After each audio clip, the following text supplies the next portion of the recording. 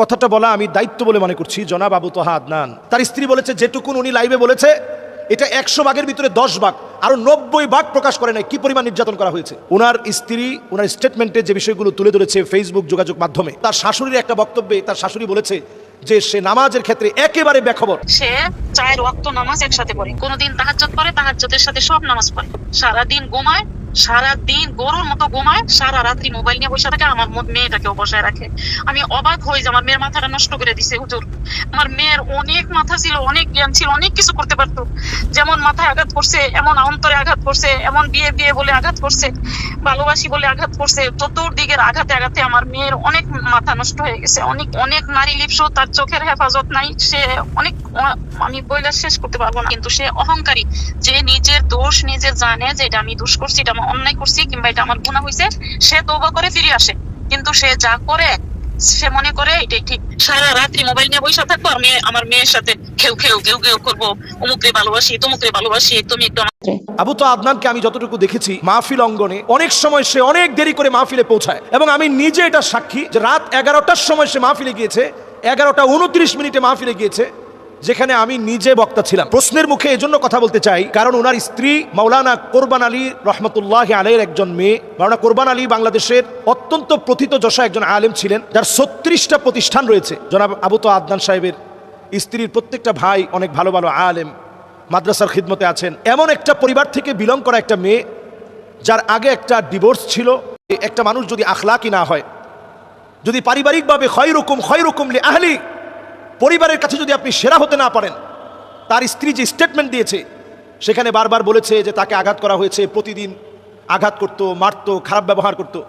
তার স্ত্রীর ক্ষেত্রে আমি এতটুকুন বলবো যে তিনি এসে যেভাবে লাইভে কথা বলেছেন, প্রথমে যেভাবে লাইভে এসে বলেছেন হয় তাকে আমার কাছে ফিরায় দেন, না হলে আমাকে তার কাছে নিয়ে যান। এই বিষয়টি বাংলাদেশের জন্য একটা আশ্চর্যজনক বিষয় ছিল। এমন কথা স্বাভাবিকভাবে কোনো আলেমের স্ত্রী এতটা সাহস নিয়ে বলতে পারে নাই। তো আমি নিজের চোখে দেখেছি আবু তো আদনান সাহেব এই স্ত্রীর প্রশংসা অনেক মাহফিলে করছেন, যেটা খোলামেলা এরকম প্রশংসা। যারা আমার শ্রোতা রয়েছেন তাদের কাছে আমি নিজে দুঃখ প্রকাশ করছি, ভাইয়ের কাছেও ক্ষমা চাচ্ছি। গত জুমাতে জনাব আবু তোহা আদনান সাহেবের বিষয়ে যে আলোচনা করা হয়েছে সেখানে অনেক ধরনের সমালোচনা এসেছে। বিষয়টা আসলে এখন তালাক পর্যন্ত গড়িয়েছে। এই বিষয়কে আমরা এখন চুপ থাকা দরকার না।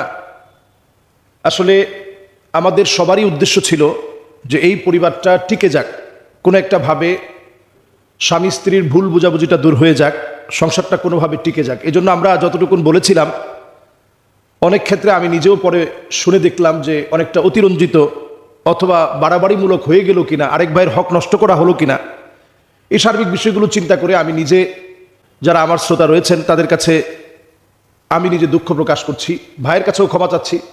যেহেতু এখন সংসারটা শেষ, এই বিষয়ে আর কোনো কথা নাই। তলাক হচ্ছে শরীয়তের আবগাদুল হালাল, সবচেয়ে নিকৃষ্ট হালালটা হচ্ছে তলাক। যখন কোনোভাবেই সংসারকে আর মেনটেন করা সম্ভব না, তখন তলাকের বিষয়টা যখন আসে, তলাকই হচ্ছে সমাধান। তো আমরা দেখেছি যে মুফতি আব্দুল মালিক হাফিজাহুল্লাহ ওয়া রাআহ, ওনার সামনে, বাংলাদেশের সবচেয়ে বড় মুরব্বীদের একজন তিনি, ওনার সামনে সুন্দরভাবে এটা সুসম্পন্ন হয়েছে তালাকটা। এখন আর এই বিষয়ে আমরা কোনো কাদা ছোড়াছড়ি না করি এবং কারো নামে আমরা অপবাদ না দিই, কারো দোষ ত্রুটি খোঁজার চেষ্টা না করি। যেটুকুন আমরা করে ফেলেছি সবটুকুন আমরা বাদ দিয়ে দিই।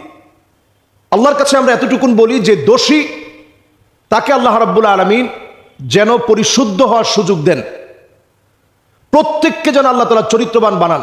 ছোট ছোট যে মাসুম দুইটা বাচ্চা, এই মাসুম দুইটা বাচ্চার জিম্মাদার আল্লাহ রাব্বুল আলামিন হয়ে যান। আসলে আমরা এই দিকটা বিবেচনা করি, মূলত এই বিষয়টা নিয়ে কথা বলেছি। না হলে ব্যক্তিকেন্দ্রিক আমি কখনো কথা বলাটা পছন্দ করি না। আর যেহেতু তাদের পরিবারটা জনাব আবু তো আদনান সাহেবের সাবেক যিনি সুমন্দি ছিলেন, স্ত্রীর বড় ভাই ছিলেন, সে যেহেতু অনেকবার তাদের মাহফিলে আমাকে দাওয়াত দিয়েছে, এই বিষয়টায় সহযোগিতা কামনা করার কারণে সে যেহেতু সাহায্য চেয়েছে যে এই বিষয়টা একটু যদি আমি কথা বলতাম, এবং তাদের কাছ থেকে আমি সার্বিকভাবে শুনে মনে করলাম যে বিষয়টা নিয়ে কথা বলি। হতে পারে যে এই কথাগুলোর দ্বারা সংসারটা হয়তো টিকে যাবে। তো কদারাম মাকদুর, আল্লাহ তাআলা যেটা চাবেন সেটাই হবে।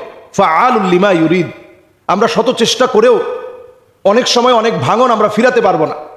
অনেক সময় দেখা যাবে আমাদের সামান্য চেষ্টায় একটা ভাঙন ফিরে যাবে। তো যাই হোক, আমরা উভয় পরিবারের কল্যাণকামী আমরা দোয়া করি। আল্লাহ রাব্বুল আলামিন এই দুই পুরা পরিবারের যে সন্তান আল্লাহ তাআলা দিয়েছেন, এই সন্তানদের আল্লাহ তাআলা যেন জামিনদার হয়ে যায়। এই সন্তানদের জন্য আল্লাহ রাব্বুল আলামিন যেন রহমতের চাদর বিছিয়ে দেয় এবং আমরা কাদা ছড়াছড়ি একেবারে বন্ধ করে দিই।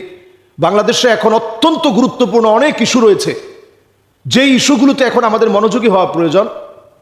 আর সত্য একদিন উদ্ভাসিত হবে, তখন কে অপরাধী এটা আমরা অটোমেটিক্যালি বিষয়টা বুঝবো। সত্য